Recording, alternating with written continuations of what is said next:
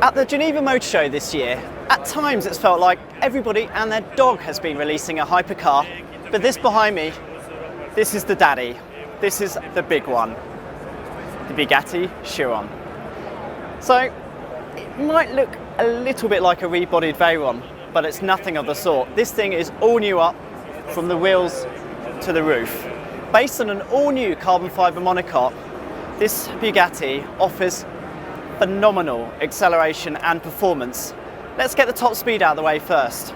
This thing can do 420 kilometers per hour, and that's only because the tyres can't cope.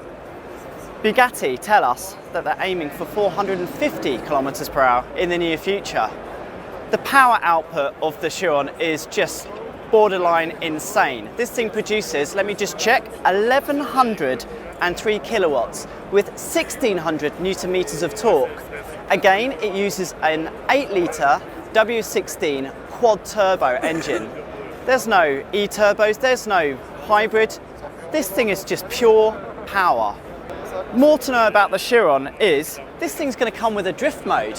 The thought of drifting something that will retail in Australia for $3.8 million just beggars belief. Let's start with the 0 to 100 kilometers figure. It takes 2.5 seconds. It's about the same as the old Veyron. But the 0 to 200 kilometers per hour figure, that's 6.5 seconds. And it gets even crazier.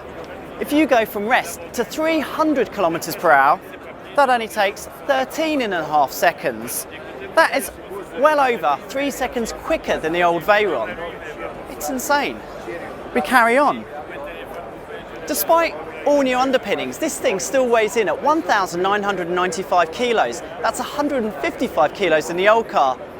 But I think the Chiron barely notices the curb weight with that amount of power. Remember, this car has a third more power than the old Veyron.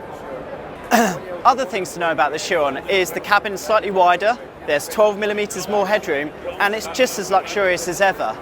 But the thing about this car that I just can't get my head around is the Chiron is only just the beginning. Remember with the Veyron, you had the Grand Sport, you had the Super Sport, and you had the Grand Vitesse.